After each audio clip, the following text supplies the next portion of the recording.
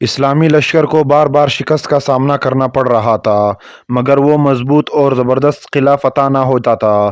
نبی صلی اللہ علیہ وآلہ وسلم نے حضرت عامر کو لشکر کا امیر بنایا اور حملے کے لیے بھیجا، لیکن وہ بھی شہید ہو گئے۔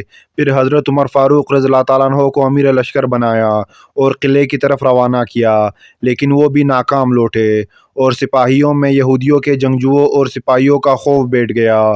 رسول اللہ صلی اللہ علیہ وآلہ وسلم کے سر میں درد اٹھا اور آپ آرام کرنے چلے گئے۔ رات میں جب حالت بہتر ہوئی تو آپ نے پوچھا کہ دن میں کیا ہوا، لہٰذا صحابہ نے آپ کو سارا حال سنایا۔ اس پر نبی صلی اللہ علیہ وآلہ وسلم نے فرمایا، کل میں علم اس کو دوں گا جو اللہ اور اس کے رسول سے محبت کرتا ہے اور اللہ اور رسول بھی اس سے محبت کرتے ہیں۔ وہ کرار ہے اور میدان سے فرار نہ ہوگا، اس وقت تک واپس نہ آئے گا جب تک اللہ اس کے ذریعے خیبر فتح نہ کروا دے۔ راوی کہتے ہیں کہ اس رات کسی کو نیند نہ آئی اور سب اضطراب میں تھے۔ صبح ہوتے ہی تمام لوگ نبی کے پاس آ گئے۔ سب کی یہی خواہش تھی کہ جھنڈا ان کو ملے، لیکن نبی صلی اللہ علیہ وآلہ وسلم نے پوچھا کہ علی کہاں ہے؟ کسی نے بتایا کہ علی کی آنکھ میں بہت تکلیف ہے، اسی لیے وہ آرام کر رہے ہیں۔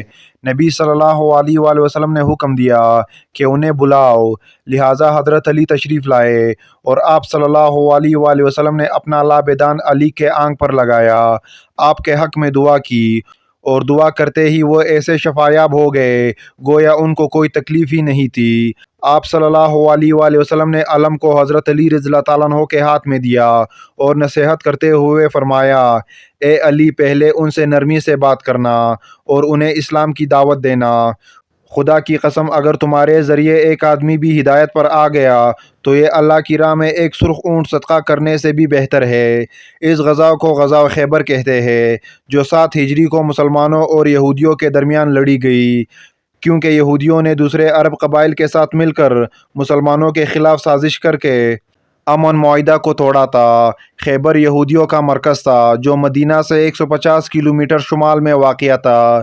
اس جنگ میں 10,000 یہودیوں کا سپہ سالار مرحب نامی پہلوان تھا، جس کا مقابلہ نبی صلی اللہ علیہ وآلہ وسلم صرف 1600 مسلمانوں کے ساتھ کر رہے تھے۔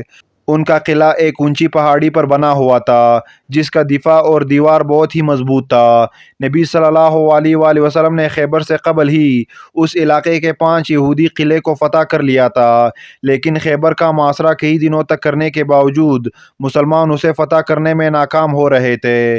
جب حضرت علی رضی اللہ تعالیٰ عنہ لشکر سمیت قلعہ خیبر کے دروازے تک پہنچے تو یہودیوں کی طرف سے مرحب رجس پڑھتا ہوا باہر آیا، تو مسلمانوں کی لشکر کی طرف سے خود حضرت علی تشریف لے گئے اور آپ نے بھی یوں رجس پڑھا کہ میں وہ جس کے ماں نے اس کا نام حیدر یعنی شیر رکھا۔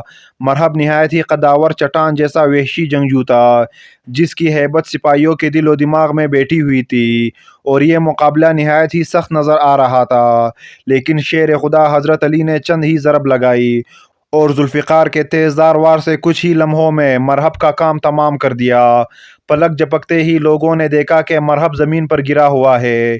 ایسی کاری وار تھی کہ وہ واصل جہنم ہو گیا اور اسلامی لشکر نعروں سے گونج اٹھا۔ لہٰذا یہودی لشکر مسلمانوں پر ٹوٹ پڑے اور خون ریز لڑائی شروع ہوئی، جس میں علی ابن ابی طالب کی بہادری اور جرأت مندانہ لڑائی اپنی مثال آپ ہے۔ کچھ ہی دیر بعد خود نبی صلی اللہ علیہ وآلہ وسلم بھی اپنے ساتھیوں سمیت تشریف لے آئے۔ تب ہی جنگ اپنے عروج پر تھا۔ راوی ابو رافع نے بیان کیا کہ ایک یہودی نے قلعے کے دروازے کے پاس حضرت علی پر وار کیا۔ علی کی ڈال گر گئی تھی، لہٰذا آپ نے اپنے زور بازو سے قلعے کے ایک دروازے کو اکاڑ دیا اور اسے اپنا ڈال بنا کر لڑنے لگے، یہاں تک کہ قلعہ آپ کے ہاتھوں فتح ہوا۔ روایتوں کے مطابق بعد میں 70 لوگوں نے مل کر اس دروازے کو اٹھایا تھا۔ مصنف ابن ابی شیبہ کی روایت کے مطابق 40 صحابہ نے اسے مل کر اٹھایا تھا، جس میں حضرت عمر رضی اللہ تعالیٰ عنہ بھی شامل تھے۔ محققین نے اس دروازے کا وزن 100 من لکھا ہے۔ اس فتح کی وجہ سے شیر خدا حضرت علی رضی اللہ تعالیٰ عنہ کو فتح خیبر بھی کہا جانے لگا، جو آپ کی شجاعت اور بہادری کی ایک مثال ہے۔ اللہ کی طرف سے آپ کو بہترین قوت عطا کی گئی تھی، جسے آپ نے جہاد فی سبیل اللہ میں استعمال کیا اور فتح یاب ہوئے۔